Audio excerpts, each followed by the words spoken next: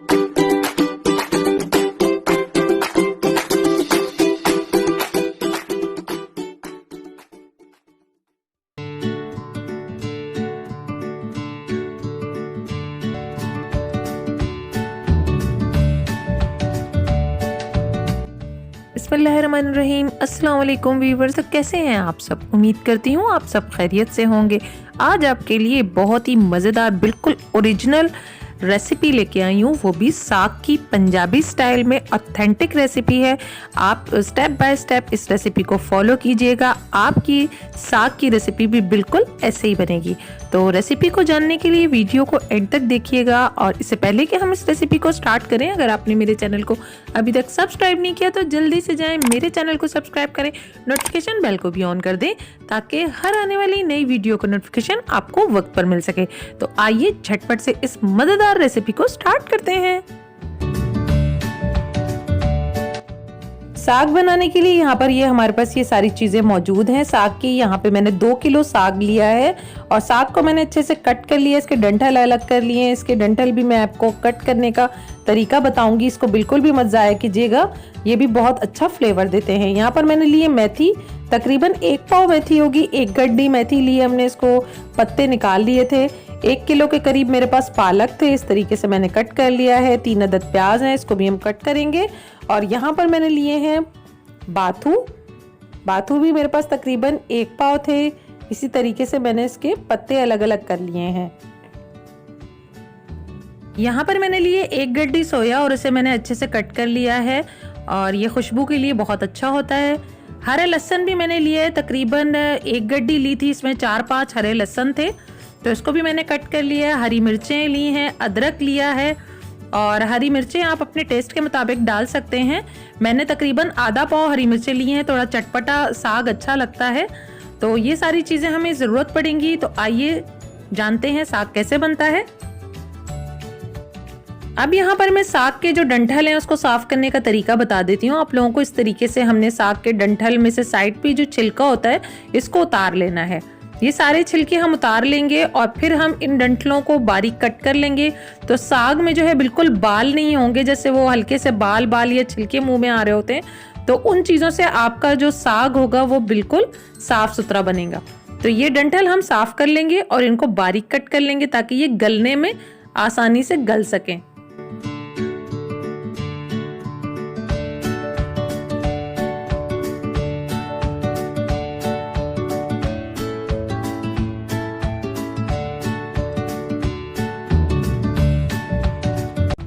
तो जब हम डंठलों का छिलका उतार लेंगे तो इस तरीके से हम बारीक डंठलों को कट कर लेंगे।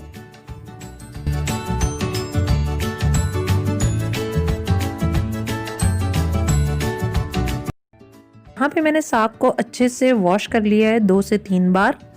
यहाँ पे मैंने सिर्फ अभी सरसों का साग ऐड किया है पानी में और इसको हम 1 उबाल आने तक पकाएंगे और इसका पानी निकालेंगे क्योंकि थोड़ी सी कड़वाहट होती है साग में, तो वो कड़वाहट निकल जाने के लिए हम इसका पानी फेंकेंगे और फिर दोबारा से हम इसको पानी चढ़ा के गलाएंगे।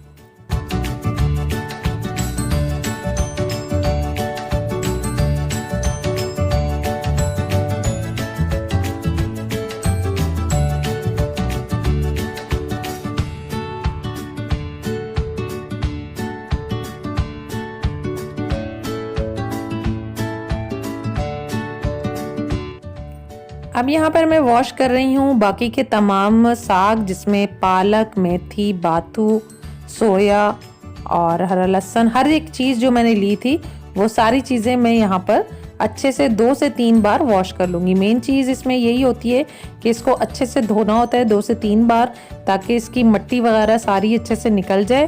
तो हम बाकी सारे साग को एक जगह इकट्ठा करके धो लेंगे और सरसों के साग को मैंने अलग से धो लिया था और उसे चढ़ा दिया है ताकि इसका एक बार पानी गिरा सके। यहाँ पे मैंने साग की बाकी चीज़ें जिसमें पालक, बाथू, मेथी, सोया, उन सबको मैंने अच्छे से धो लिया और इस तरीके से छन्नी में निकाल लेंगे।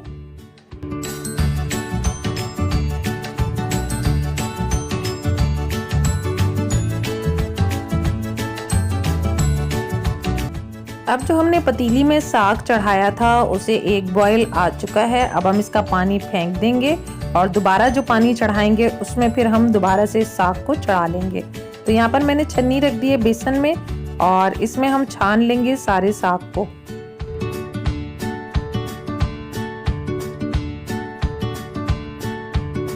तो इस तरीके से एक बार बॉईल करके मैंने पानी निकाल लिया और इस तरह से मैंने साग को छान लिया है। अब फिर से हम पतीली में पानी चढ़ाएंगे। अब यहाँ फिर से मैंने पतीली में पानी चढ़ा दिया है तकरीबन 1 से 1.5 लीटर। और जब तक ये पानी अच्छे से गर्म हो रहा है हम जब तक मसाले अच्छे से कूट लेते हैं। अदरक और हरी मिर्चों को हमने अच्छे से कूट लेना है।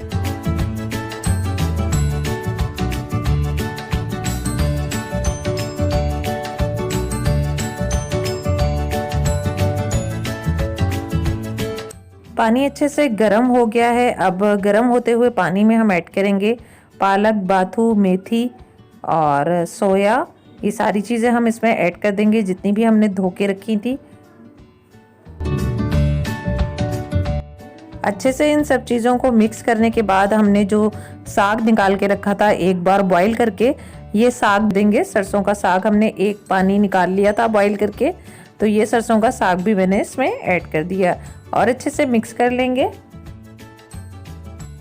अब यहाँ पे हम ऐड करेंगे लहसुन, हरा लहसुन जो मैंने काट के रखा था वो भी ऐड कर देंगे। साथ ही मैंने अदरक और हरी मिर्चों को जो कूट लिया था वो भी हम इसमें शामिल कर देंगे। ये सारे अदरक और हरी मिर्चें मैंने कूट के रखी थी, ये भी मैंने इसमें शामिल कर दी हैं और अच्छे से इन तमाम चीज़ों को मिक्स करेंगे।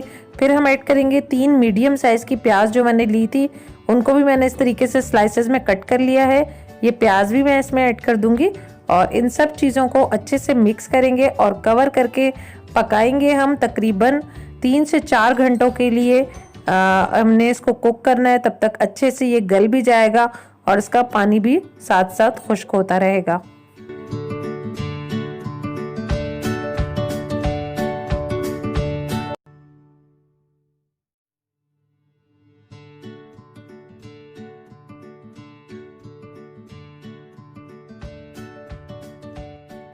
मीडियम फ्लेम पर ढक्कन लगाकर इसको पकते हुए तकरीबन 4 से 5 घंटे हो चुके हैं। आप देख सकते हैं कितना ये थोड़ा रह गया है साग पक के और इसमें पानी भी कम रह गया है। इस तरीके से हम इसको घोटते जाएंगे और इसे ग्राइंड करूँगी। अभी जब इसे ठंडा कर लूँगी इसका मज़ीद पानी खुश्क होने देंगे और फिर हम इसको ग्राइंड करेंगे। अभी इसमें पानी है तो अब हम इसको कवर नहीं करेंगे और इसी तरह से इसकी फ्लेम को फुल कर देंगे और इसका पानी हम खुश्क करेंगे क्योंकि साग जो है वो अच्छे से गल चुका है।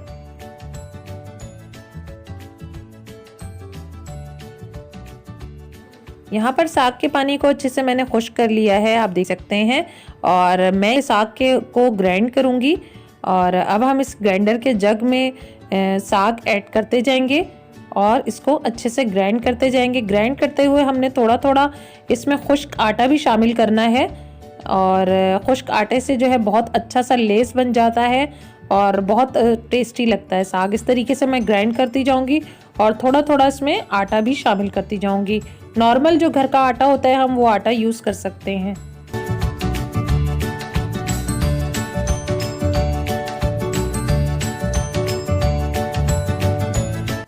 यहाँ पे हमारा साग बिल्कुल तैयार हो चुका है और ये मैंने इसमें हांडी में इसको डाल दिया है और हांडी में डाल के हम इसको गर्म करेंगे। यहाँ पे हम थोड़े से साग को तड़का लगाएंगे। पूरा साग मैंने तड़का नहीं लगा रही हूँ, आधा मैंने रख दिया है, आधे साग को मैं तड़का लगा रही हूँ। यहाँ पे मैंने साबुत लाल मिर्चें, लहसुन कटा हुआ और हरा धनिया घी या ऑयल में, आप किसी भी चीज़ में जिसमें आप पसंद करते हैं तेज़ गरम घी या ऑयल में ऐड कर दें। जब हल्का सा ये गोल्डन ब्राउन हो जाएगा तब हम इसको साग में जो है वो तड़का लगाएंगे और मज़े से आप इसको चावल की रोटी या मकई की रोटी के साथ आप इसे सर्व कर सकते हैं। बहुत अच्छा लगता है, बहुत टेस्टी बनता है।